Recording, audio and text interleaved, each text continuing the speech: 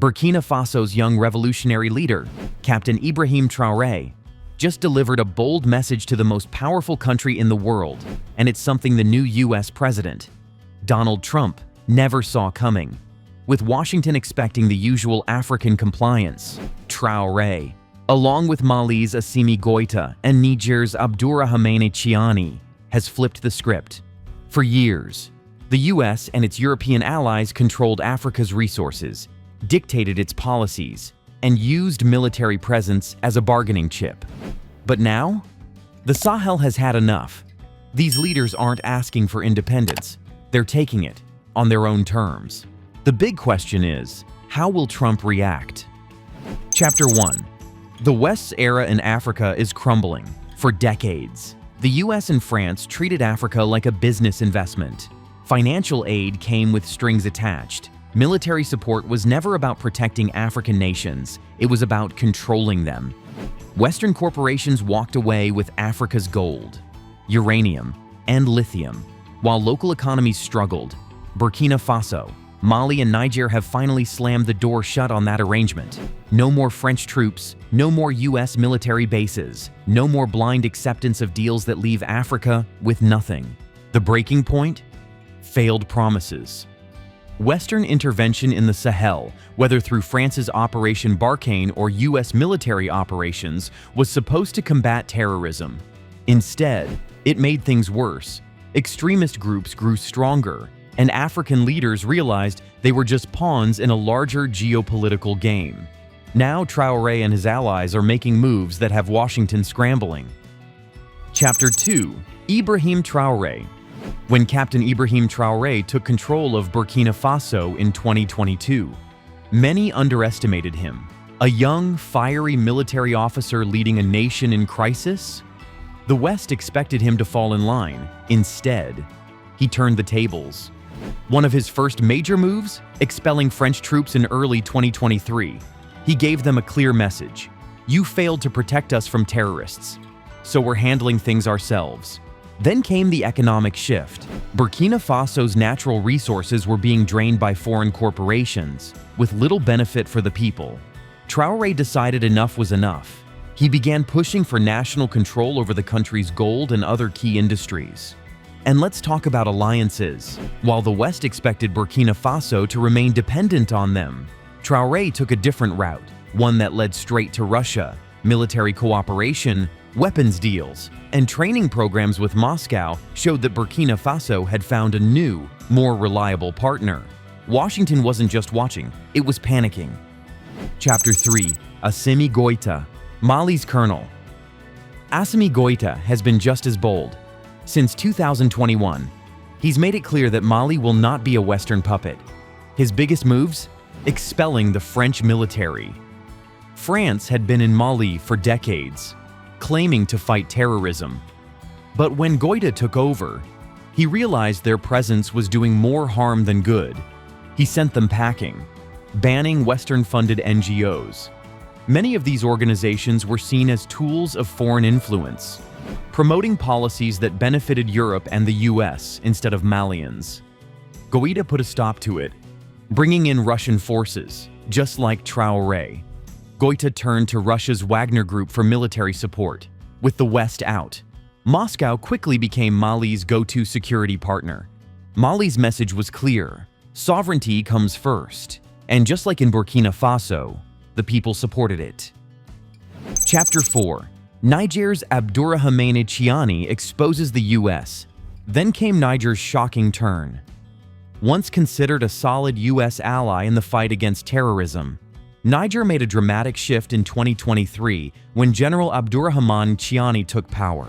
His government wasted no time in exposing what they saw as years of exploitation and unfair treatment by the United States. One of the biggest bombshells to emerge from Tiani's government was the revelation that, while the US was paying $63 million per year to maintain military bases in Djibouti, Niger received absolutely nothing for hosting American troops. This wasn't just an oversight, it was a clear example of how Washington had taken Niger's cooperation for granted, expecting compliance without compensation. For Tiani, this was unacceptable.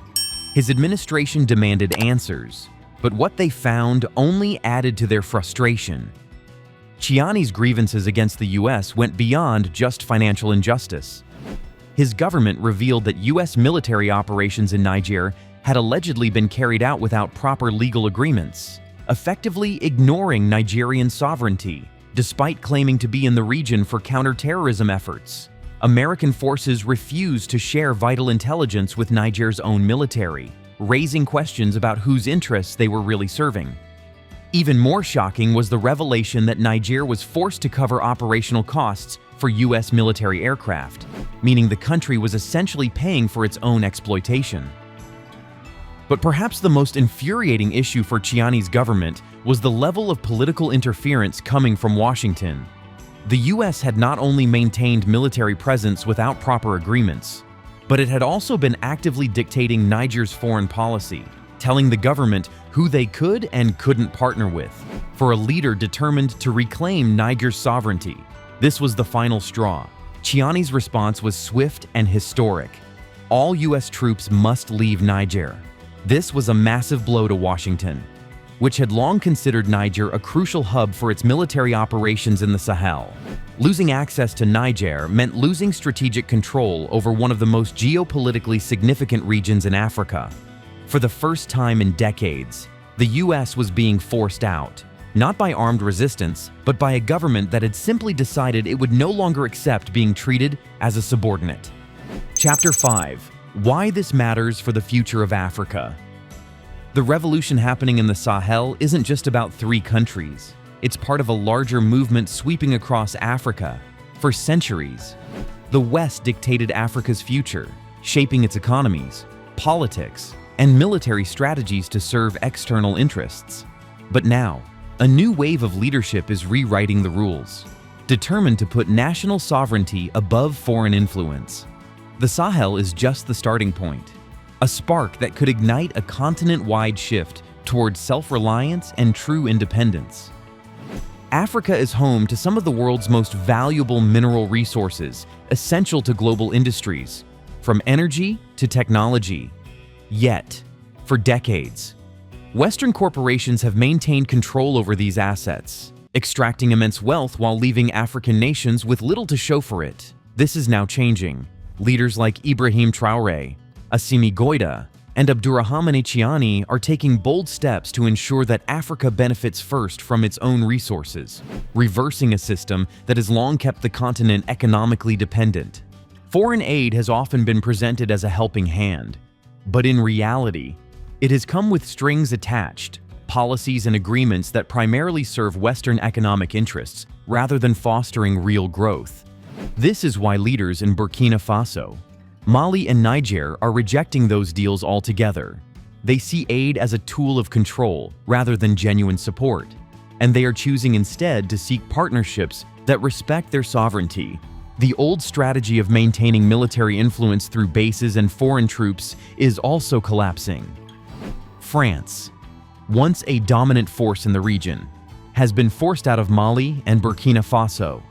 And now even the United States is facing expulsion from Niger. The era of Western military dominance in Africa is rapidly fading.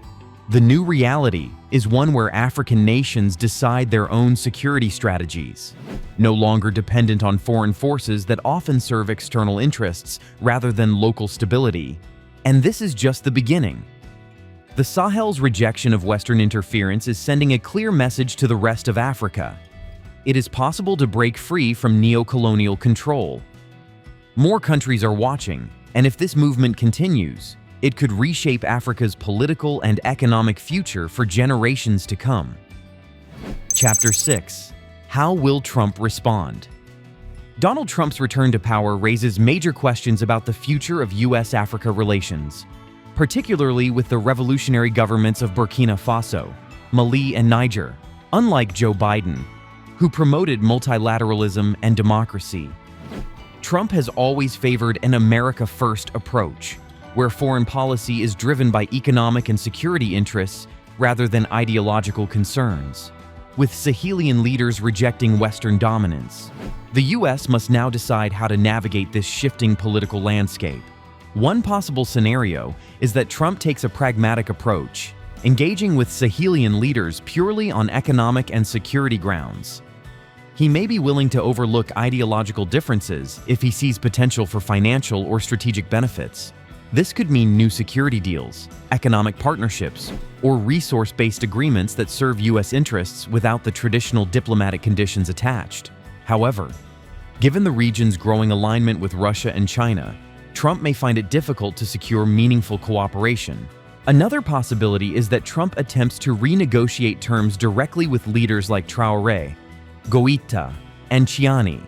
Known for his unconventional diplomacy, he might bypass traditional channels and seek direct engagement. However, these leaders have made it clear that they will not compromise their sovereignty, and any new deal would have to be on their terms, not Washington's.